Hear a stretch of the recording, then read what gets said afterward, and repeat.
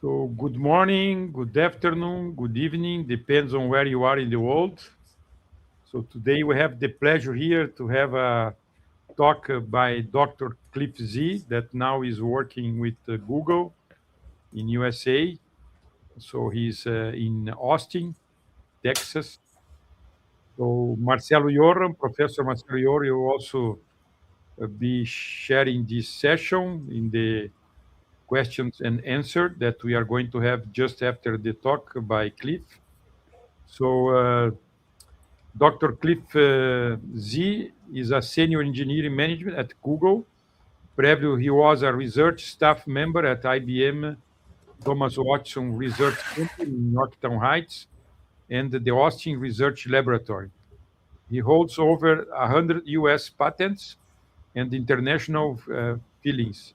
Cliff authored 3 book chapters, over 10 top-tier journal articles in IEEE and ACM, and more than 40 referred conference papers.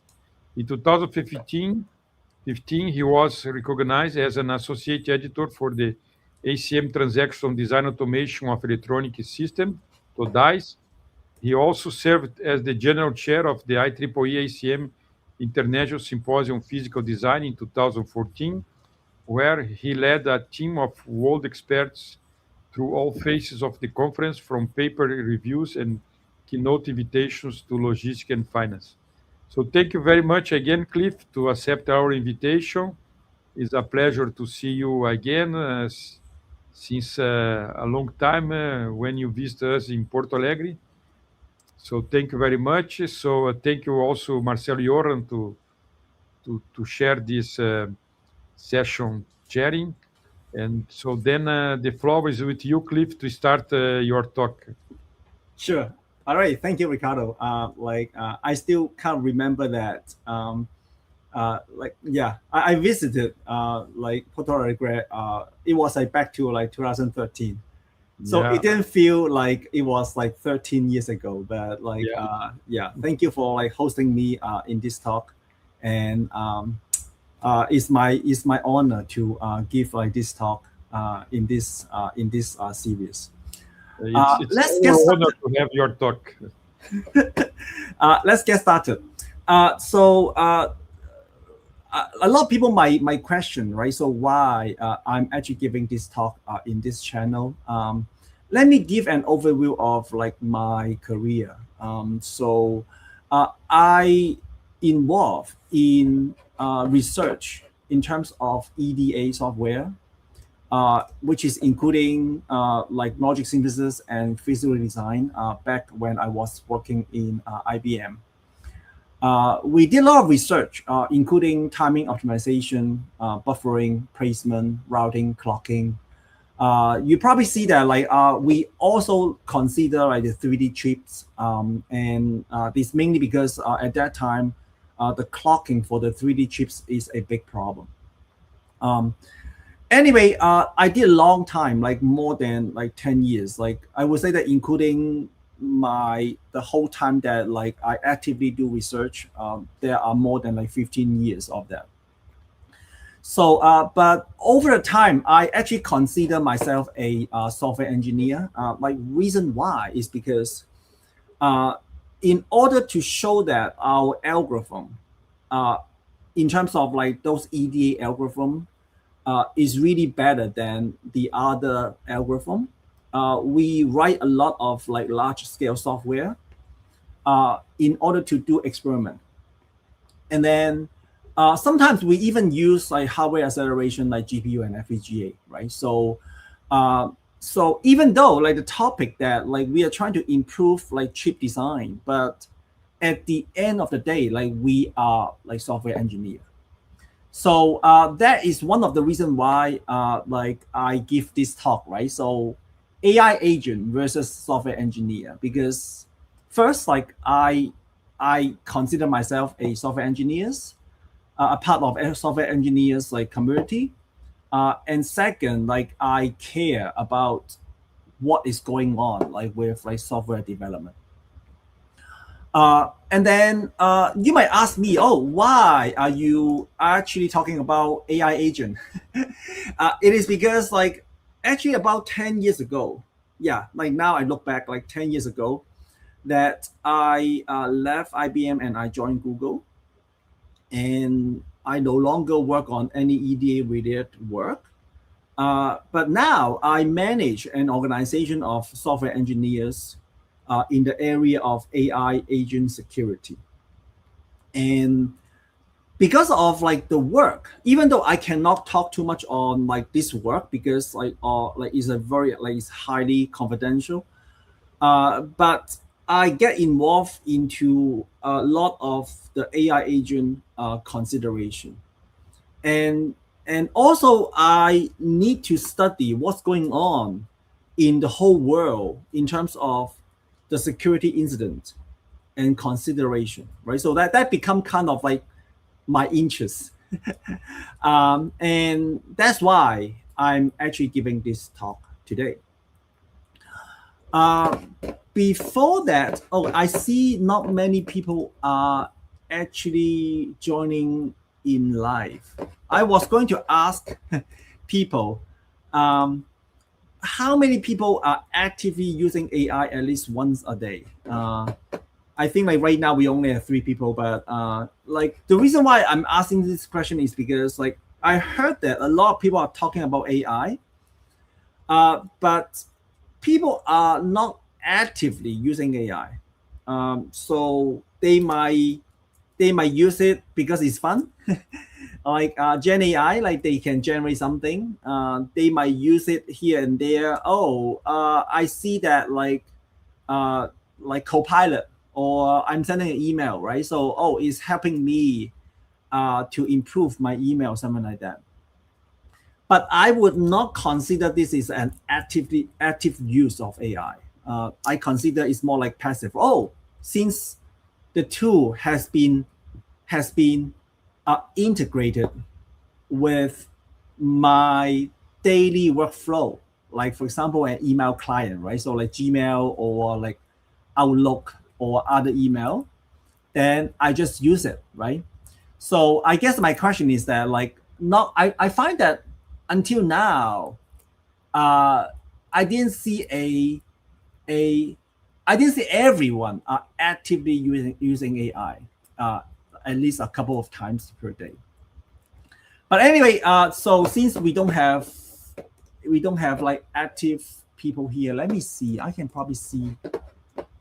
Yeah, like not many people here in this in live. So let me skip this.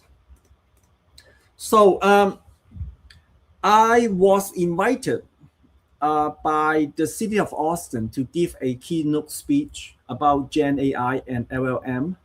And now I look back, it's exactly a year ago. So I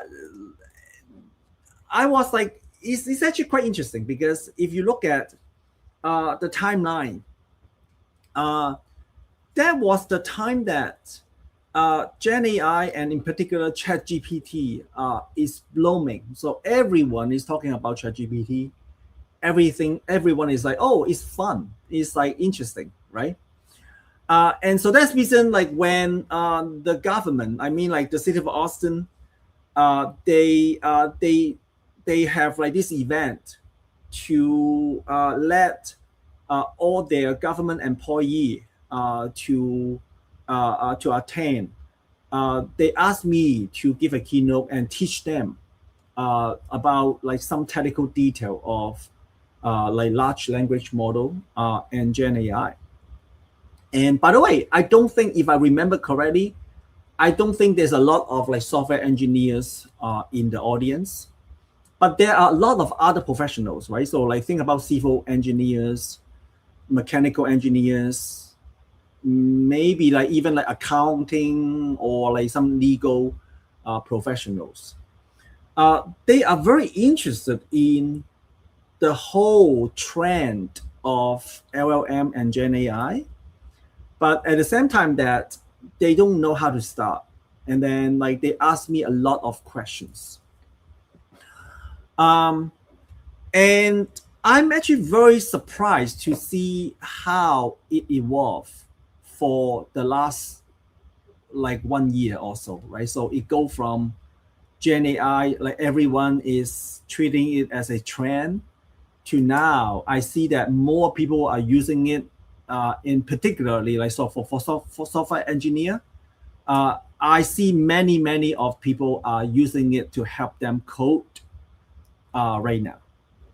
Okay, but anyway, to begin with this talk, I want to show you a few slides that like what I showed last year. Let me actually get into the slide. Hold on a second. Yep. So because last year, like the audience is not really like technical, I would say that like software people. So my recommendation to them is that I want to explain to them like what is going on, and so that's the reason I put like the headline like a fact check. You need to fact check everything that LLM is giving to you. So there are like 5 bullets, right? So 5 bullets are always related to how you fact check your result. Okay, why do we have to fact check, right? It is because of like hallucination, right?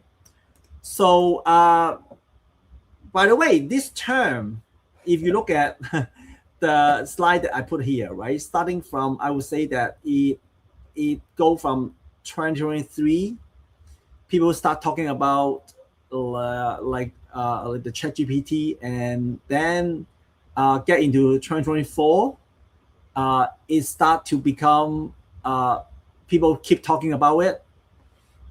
But I find that people still, I would even say that like even as of today, people don't fully understand what it is. Okay. Oh, I see. There are 25 people in YouTube. Okay. Oh, that's good. That's good. So if I want to do a poll, I cannot do it in this platform. But anyway, yeah, it's okay. I can just like talk. I don't think we need a lot of interaction anyway. So I don't even know how I can. If I want to do interaction, how can I? Maybe I can just like go to the YouTube channel and see. But it's okay. I can just talk about it. I find that a lot of people, they don't fully understand like what hallucination actually mean to them. Okay, so by the way, I just searched for the definition, right? So a hallucination refer to Gen AI produce output that are factually incorrect, misleading, or entirely fabricated, even if they appear plausible or coherent. As a heavy user of AI, I would say that even today, this morning when I'm using AI, hallucination is still happening. Okay, so even for the most advanced, if you go to like those scoring website, they will tell you, oh, what model score so good like as of today, right? But I would say that based on this definition of hallucination, it is still there as of today. And people, of course, are worried about it, right? So I want to use it as a tool. And if I don't know whether it is definitely correct or not, then what should I do, right? So because of that, I'm talking about last year. Like, by the way, this slide, if you just joined, this slide I'm showing here is when I was giving a keynote last year. Many side projects are created to mitigate, to reduce hallucination. Okay, so which is good, right? But in my opinion, we just need to let people know that I don't think hallucination will go away completely. Why? It is because people misunderstand what it means by like LLM and on general the whole Gen AI trend. Okay, So if you look at the root of all the Gen AI stuff, including LLM, okay, it is trying to make sure that it can do something human-like. Okay, so human-like is important. Okay, but is the output, they want to make the output human-like. It's not like on the right-hand side of this slide. By the way, the way that this reporter tried to write an article about intelligence, I would say that this is a misunderstanding. Okay, so I don't think the root of Gen AI is trying to make the intelligent human-like. By the way, this is only my opinion. Like different, like I'm not an expert in this area because like I'm not really like doing the model by itself. I'm just telling you based on my understanding. Okay, so if you look at the target, like what it is trying to do is that it want to make sure that the output is human-like. Okay, and instead of, I want to make the internal, the intelligence, like how it think. So if you look at the right hand side, AI still can't think like human. So the question is that, do we want the whole software of like AI think like human, or are we trying to make the output of this software human-like? By the way, this is two different areas. Just want to like make sure like everyone understand that. So that's reason like when you use AI, like you have to rethink about that. Okay, if that AI, we want to make it human-like, then hallucination is actually not a bug. Hey, by the way, on the right hand side, I take like this meme. Like within like software development, or I would say that like even like any engineering area, right? So people keep joking, oh, someone reported a bug, right? Oh, this is not working. Is it a bug or is it a feature, right?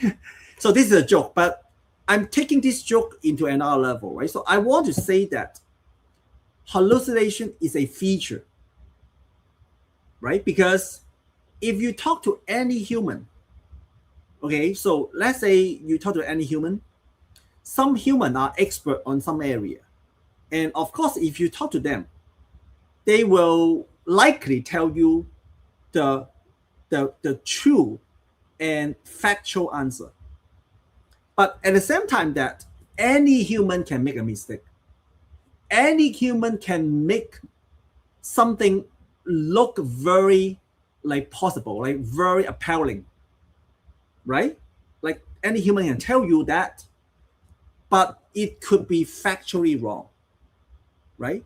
So that's reason like hallucination is indeed a feature of what people has been working on, if you ask me, right?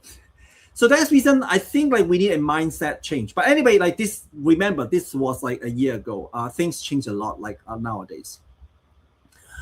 And then like I want to spend a few slide talking about how do people say in terms of like AI and software engineers. And by the way, I expect that a lot of those. Let me see some comment. Okay. Chat. Okay. I want to spend some slide talking about what I heard in terms of like AI versus software engineers, and I expect that like most audience in this channel have some software developing situation. So like they're in, like they may not consider themselves a software engineer, but I assume that at least you write codes, or like you know what a software engineer means, right? So let's get into like some of the old news, right? So this is already old, like is more than a year ago, right? Many people say that AI will replace, like remember the word they use, right? Replace different jobs, including in this case, it's doctor or teacher, or like the most obvious situation is like, oh, it will replace software engineers, right? And then there's a lot of like different job reports, right? So people say that, oh, uh, even if AI is not replacing those work, uh, those jobs need to have AI skills. And interestingly, I don't think AI skill is well defined when they publish this report. Um, anyway, the World Economic Forum, they have like four scenarios that they predict, right? So they predict AI can supercharge the progress, right? That is scenario one.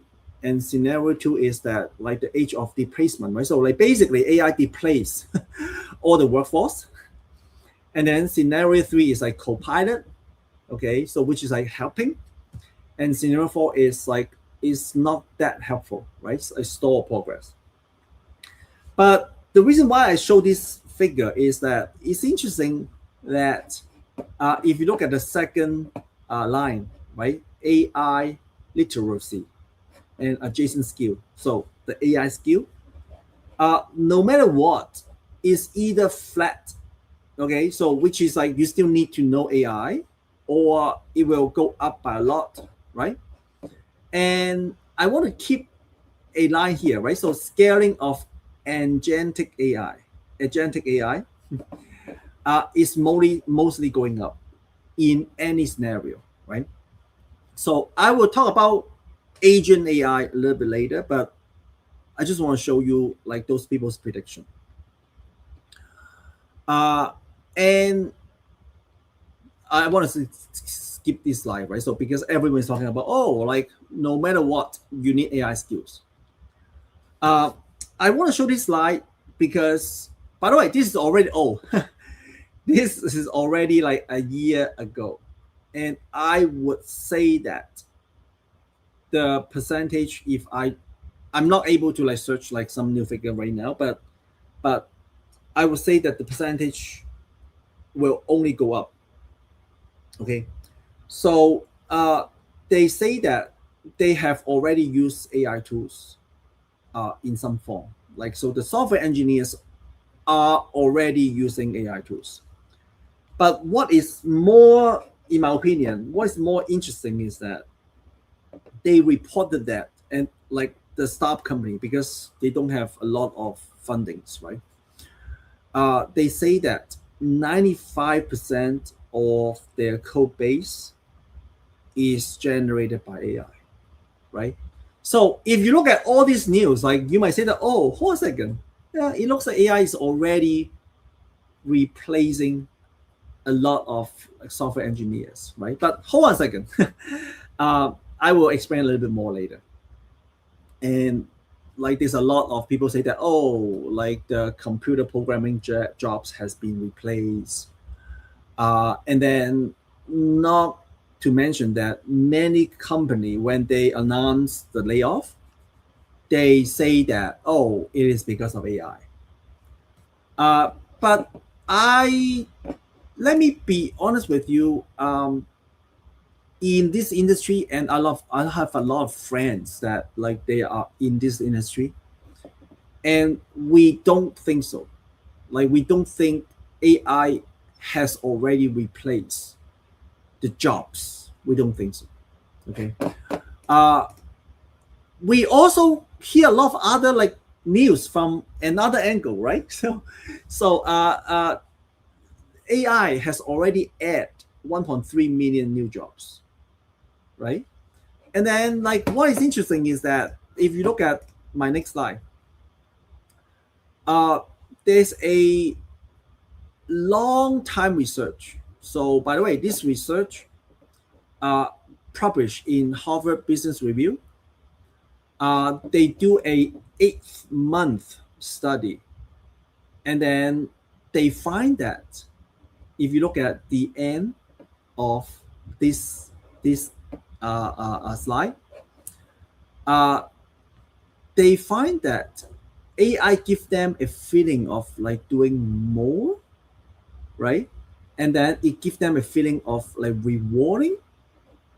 But if you careful look at this report, okay, look at this, read this, right? They find there's a workload creep and turn into cognitive fatigue and burnout and weakened decision making and the productivity surge at the very beginning. So by the way, the first 6 months, like everyone say that, oh, I can do more stuff.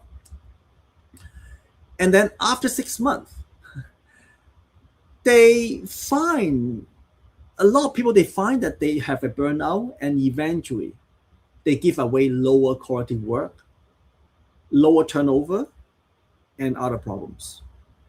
Okay. And what is more interesting is that if you look at the other report that show here, okay, so like METR, they did a research and they published this paper. And by the way, they're doing more research now. I expect that they will publish another report soon. But the last report that they show is very interesting. They talked to a lot of like developer, actually 16 of them. And then what is interesting is that, look at this data point, right? They all forecast their productivity increase by actually more than 20%. And even after the study, they still estimate their productivity increased by 20%. But with real observation, the productivity is actually reduced by nearly 20%. So did you see the gap here? So they feel, even after the fact, they feel that their productivity is increased. But if you measure it for real, it's actually reduced, right? So why? You might ask why. By the way, I don't know why because I'm not an expert in this area, okay? But if you really ask me for my own opinion, I find that it is because working with AI feels like you're working with people. Not only one, you're working with a lot of like more people. And imagine that if you have to talk to many people to achieve a piece of work, you end up spending a lot of time. And by the way, like that time, a lot of people feel that is rewarding, right? So it's exciting, right? And then you feel that, oh, by talking to like different people, you feel the progress, you feel a progress of the work. But it doesn't mean that it translates into actual improvement in productivity. And that is how I would explain like this research. But of course, like I'm not the one who do the research, and I'm just like explaining based on my own experience. Okay. So this is interesting. Like why I'm talking about all this is because like I'm breaching into the next topic, AI agent. Okay.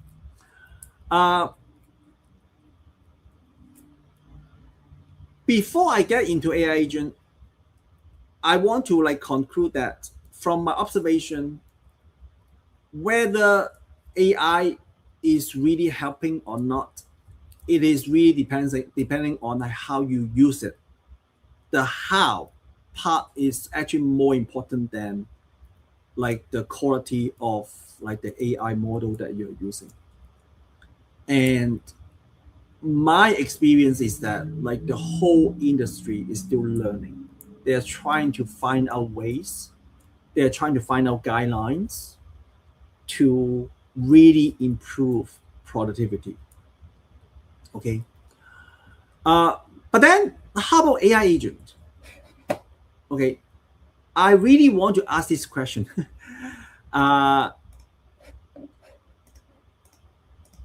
How many of you have used AI agent? Okay. So I have not logged into the YouTube channel. So let me actually go to the YouTube channel and see. I want to see like some people feedback. So can you, in the feedback, can you share with me how much you have been using not AI, okay? So I just want to separate AI from AI agent. I want to understand like how many people have experience in terms of like AI agent.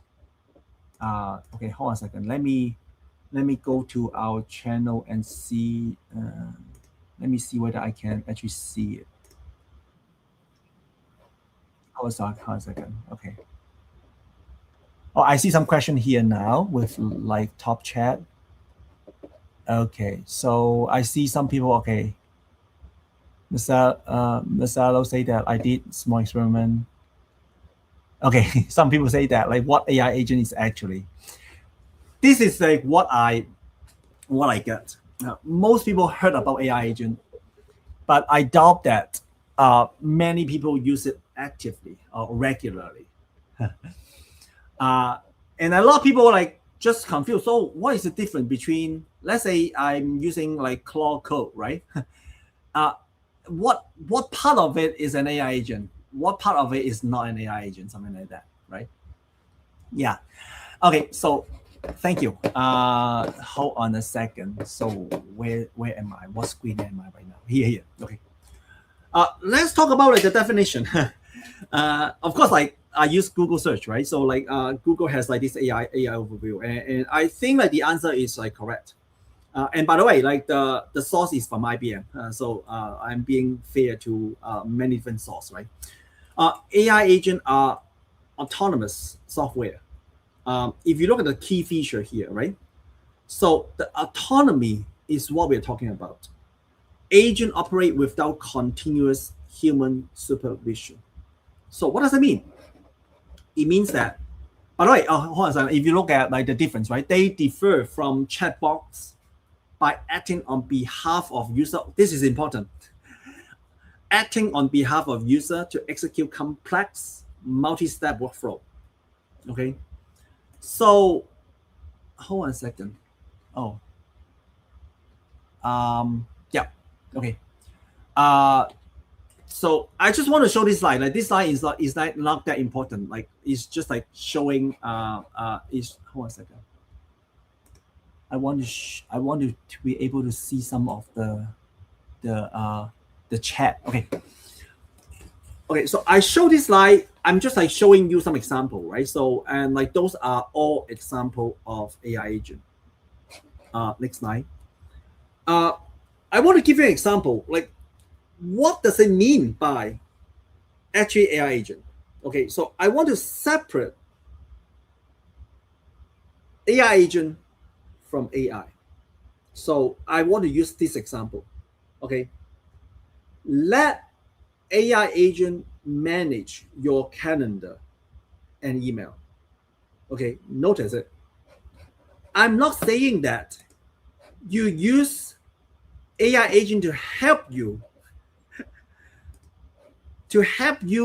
manage your calendar and email. No, not help.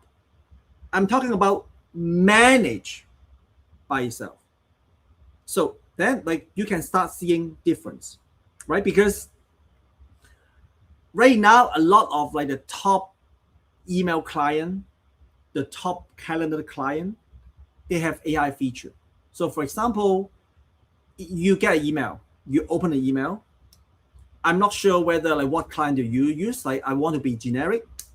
Some client even have a suggested response at the bottom for you. and depends on like what client you're using. Some client is even able to summarize some of the other reply that you have and learn from your tone and draft an email just like you would have done and then suggest to you. And within a few clicks, you can say that, oh, I accept this. And then I reply it, right? So that's why I say help you manage your email. But this is not managing your email. So I want to like make it like very different here. Like make sure that we understand like there's a major difference between that. 1 second, let me make sure that I open up. Okay. Sending your calendar, right? So there are AI feature in the calendar client that, let's say someone wants to schedule a meeting with you. There are already AI feature in the calendar client that, oh, it looks like you like morning meeting, you like afternoon meeting, right? So you usually talk to this person in this time. Let me try to schedule this time for you, right? But all these are just helper. When we're talking about AI agent, we are saying that you're not there. You let AI agent manage your calendar even without you're there, or email, okay, without you're being there. So if I want to draw an analogy here, it's more like you're really you hire a secretary, you hire a employee that they come to office and work for you. They have, of course, your access, right? So they can read your calendar, they can read your email, they can reply on your behalf. That is the AI agent that we are talking about here. Okay, so I just want to like draw a very clear difference between them. Okay, so if you understand what exactly is AI agent, then combining everything that I'm talking about, then you will see something very interesting. Some people complain about burnout. I'm talking about software engineer. Some people they think that they work more. They produce more, right? Their productivity is increased, but the measured productivity is actually reduced. And because of that, some people, okay, I might not agree with them, but you can understand why some people say that. If we move into this AI agent paradigm or like framework, we should let AI agent doing the software engineer's work by itself. What does it mean? Okay, so if you look at the life of a software engineer, right? I got a specification. Okay, even a researcher, right? So when I was working on placement, okay, someone told me that, oh, your placement have like this problem. Okay, so you don't consider, let's say you don't consider buffering and some part of the timing optimization. Okay, I give you this problem statement. Okay, and then you give it to the agent. The agent do whatever research, whatever investigation on the problem, and write out a step-by-step way, basically write out a proposal.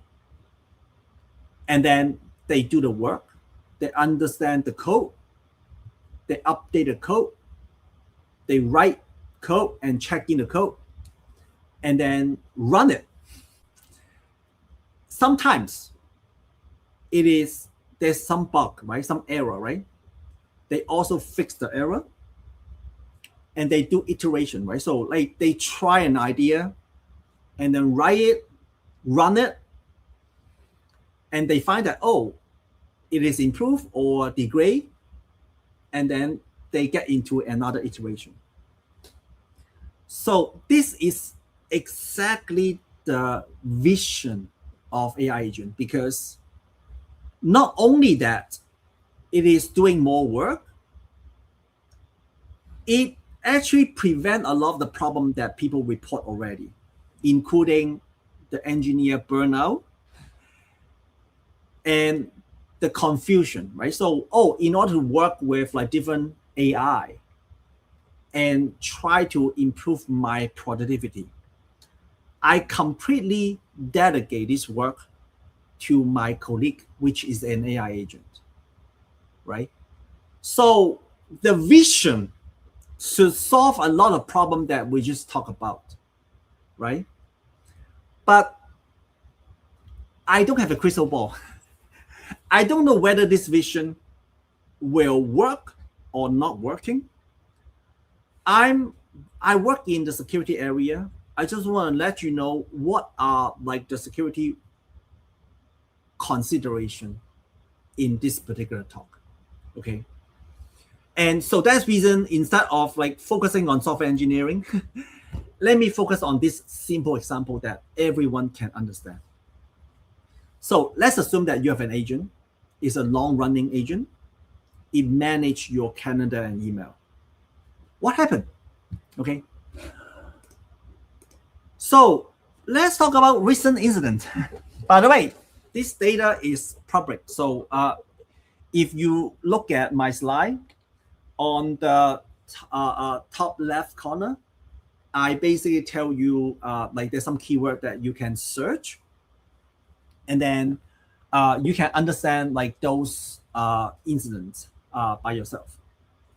And by the way, this is not really one single incident, even though there's many incidents about like Copilot. So I'm not sure how many people use Copilot. Is basically on top of like their suite of like many tools, right? A lot of people say that it's very useful, right? And then of course, like it will ask you for permission, and most people don't really pay attention on like what permission that you're giving this Copilot, and it end up that like many people were surprised, or like many people report that, oh, I am giving too much permission to Copilot. And like there are many people that like even like say that, oh, I don't even know Copilot can see my, let's say, pay stub or my tax document or my health document. They actually give the permission, but they are not aware of it.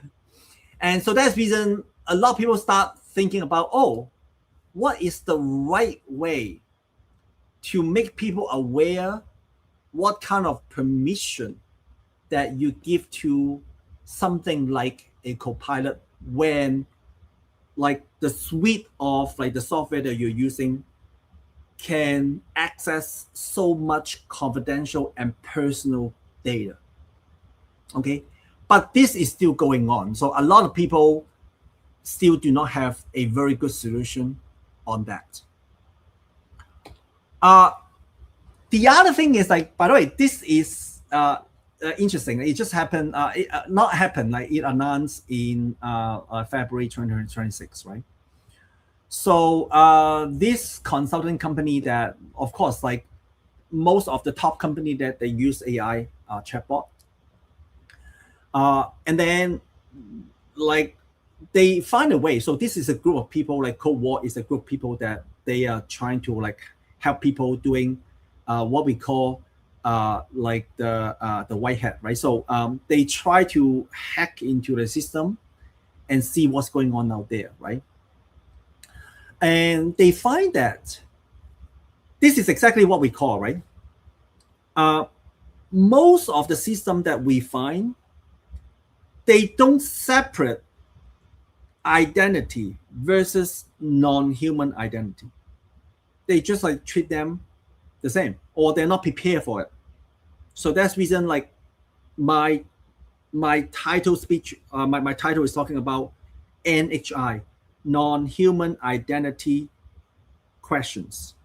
Okay, so in this case, they find that if you look at the bottom of this slide, right, they have a lot of endpoints. They have like 200 document endpoint, and because they are not prepared for non-human identity, I'm sure this is not only one case, right? Many of systems that they don't separate, they don't require extra authentication for like non-human identity. And because of that, and because of how capable AI agent is, that become a very quick and important risk, because AI agent is much faster than human. And if we use AI agent to attack, then it can create a much bigger damage than human hacker. Okay, so then we need to be aware of like this risk. Another news that we got is kind of related. This is also talking about the speed of like any AI agent can be compared to a human being, right? So they find that we can use AI to go from initial access, which is a very low level of privilege, and then they can try to find ways, because of like their speed, to get into an administrative access, like administrative like privilege, in just less than 10 minutes. And by the way, like you might find interesting what is like LLM jacking, but like this is like, forget about that, like, because this is not the main purpose of this talk, right? LLM jacking is another way, because LLM is so expensive. Like then it's more like you hijack the resources, but this is out of like the scope of this talk. And the thing that I want to point out to you is that if we do not pay attention to the non-human identity and the permission of it, and make assumption of how quickly we can detect and react on any incident, then we are not prepared. Okay, so I just want to like point this out. And the other major thing I want to point out is software supply chain. This is like also very important for AI agent, in particular for software. I showed you this slide earlier, right? So many of the code, in particularly for startup, and I'm not surprisingly even for big company, a lot of code is generated by AI. Okay, what does that mean? Okay, it means that if you look at the volume and the speed of coding, even if we make sure that we have a lot of like static check and like human review of the code, we are at a point such that it's very hard to review everything to a detail that we can prevent problem. Okay, and more importantly, that is that, remember, AI agent is more like human, right? So like you hire a new employee, it's also quite hard to really enforce what kind of software supply chain that it use. Okay, before going there, like I want to show you, this is the big news like for the last 2 weeks. And Claude, they have like this new model that they claim they can identify many more software bug than like all the other model that they have previously have. So this is a good thing, right? Because like they find bugs, right? But the question that I'm asking here is more like a dynamic question. So if you use AI agent and it make a choice of like using a different path of software supply chain. So for example, it use like open source software, right? What we lost control of the whole trees of like what library that you call. And all right, I want to skip, like this is a big news that you can read the news by yourself. A good example of it is that people start to look into like all like the library that people are using right now, including open source. And by combining different software supply chain, there's a chance that there's a high chance that like we can create an attack based on a combination of it. And this is, in my opinion, like very complicated, and we do not have a solution for that. Okay. And this is another good example of, right? So they are able to use NMP package, and they put a worm, like so. This is this is a NMP worm that is affecting. If you look at here, right? So it's affecting like 150 like unique like GitHub organization, and this is like very very hard to identify, even with like right now technology. If you ask me for my own opinion,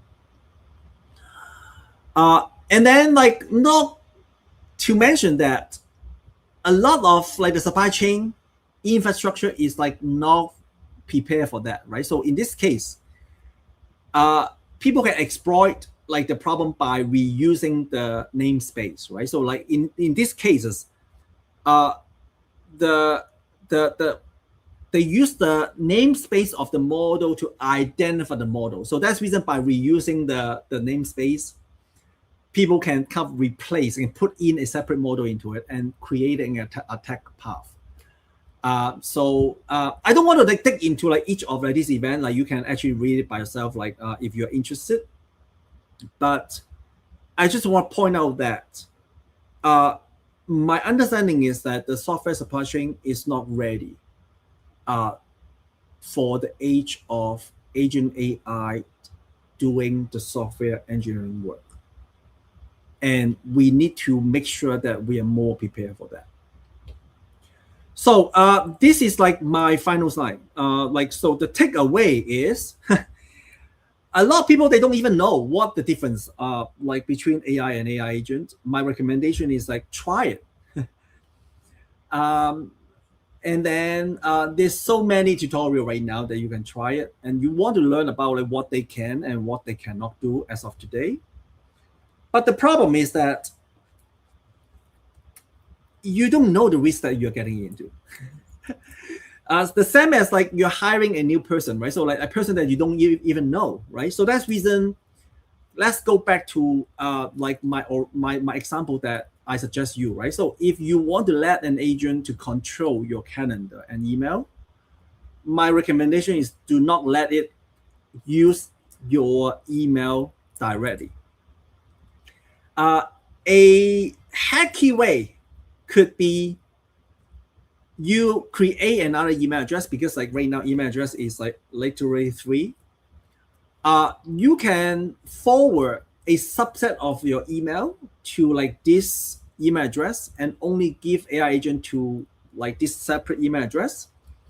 And then you can even ask the agent to reply email for you using a separate identity. Okay. And then like I think like that's like my recommendation for a non-tech people.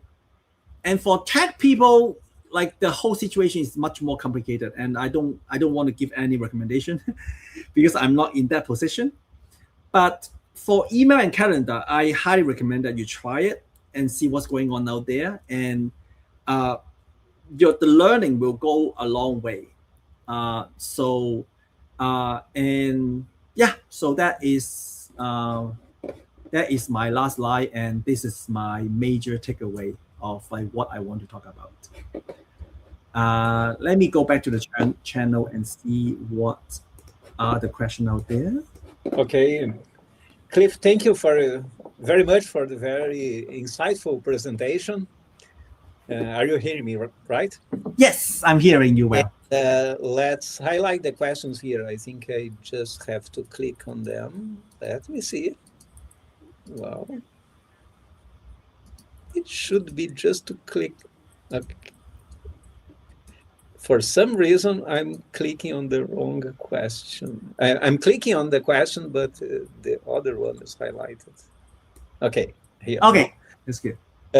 So, do you think the AE tools are going to have the same impact in hardware design as it will on software development? I don't know, honestly. So my understanding of this is a very good question, right? Because like even though I work on EDA and I talk to many hardware designer, and I noticed that, like for example, like analog design is much more complicated than digital design in some sense, right? So like it depends on like what you're looking at, right? So you have to be aware of why LLM is such a interesting, I would say that like transition point, like or pivot point. It is because with LLM, we have a lot of training data sets, and it gives you hallucination that it can completely understand like what you're talking about, and it gives you a feeling that a human is talking to you, right? That easily translate into software development, because if you look at software that is Stack Overflow, that is like Reddit, there's like so many platforms that people talk about coding and like software question. And so that's reason it is, I would say that like the condition is there in order to make software development the one of the best use case for like all those Gen AI. But for hardware design, I am not sure like the condition is as good as like software development, right? But that being said, I have not read a lot of like latest paper, but I also know that people are trying to actually build their model, like with like hardware design. So anyway, I think being able to understand natural language and convert them into like a model is like it will help much more than like 10 years ago already by using AI. But I don't know how to compare like the impact to software design versus like the impact to hardware design. I'm sorry. Right. Hopefully that answers the question. Thank you. Let me highlight another question here. For some reason, it takes a while, I guess. Yes. So could you explain again your definition of active use of AI? If I use it for study research, does that count? Yes, of course. Yes. Yeah, like so I think a lot of people are using already. I'm talking about like AI agent. I don't think people are actually giving the autonomy to an AI and ask the AI agent to do things by itself to solve your daily problems. I don't think like people are actively doing that yet. But I would say that many people bet on it, if you ask me. So then like we have a gap, right? So it's interesting that like, oh, so many people bet on it with their money. But in real world, like people are not even trying it, right? So that is interesting. Mm-hmm. as I said, I did some small experiments just to see what it can do. And these were like giving a paper that I wrote and asking for the AI agent to implement the paper, to implement the C code, the tests, and run it. And it could achieve. And so, in my personal experience, this is of a kind of a scenario that completely makes a hallucination almost impossible, because it has to code, it has to compile the code, it has to run the code, and to find any disagreements. Right. I don't know if I agree with that. Yes, and that's also because, like, why I point out that, like, the software supply chain become a bigger problem, right? Because I think, like, sometime later, you don't even know whether, like, the library that you're calling right now or your agent use is indeed, like, implemented by an AI agent, and then, like, you lost track of it, right? So then I don't know how it would go, but, like, it's very scary if you ask me. Yeah. Mm-hmm. Right. So I have two small questions myself. I won't type them here because it is requiring me to join the chat. I'm afraid that I can be kicked out of the session. But let me just say the question. So, in your opinion, how is the race between AI as a security threat versus AI for finding, fixing branches that we have, breaches that we have in the systems? Wow. Okay. Do you got it? I can use AI to attack the systems and to find the weak points and to protect the system. So, how do you think this race is right now? Wow. Okay. By the way, I'm not in the position to answer this question. By the way, like, so because, like, that is a very sensitive question to ask. Okay, so I would say that, like, let me tell you instead of, like, giving you any technical answer, let me tell you, like, my own feeling. I feel that I'm optimistic about it. So even though a lot of people say that AI actually make it easier to attack, but I would say that it also help the defender even more, if you ask me, right? So, but I don't want to get into, like, technical detail of it because, like, I'm not in that position. Right. Okay, good. We have another question here by Andressa.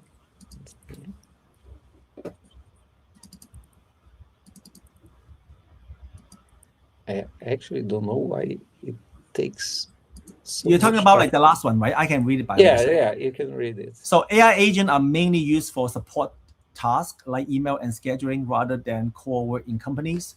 I would say that right now that's the case, right? But no, like people expect that, and at least, like, so I would say that Wall Street actually bet on the fact that AI will do core work in the company, and that's how, like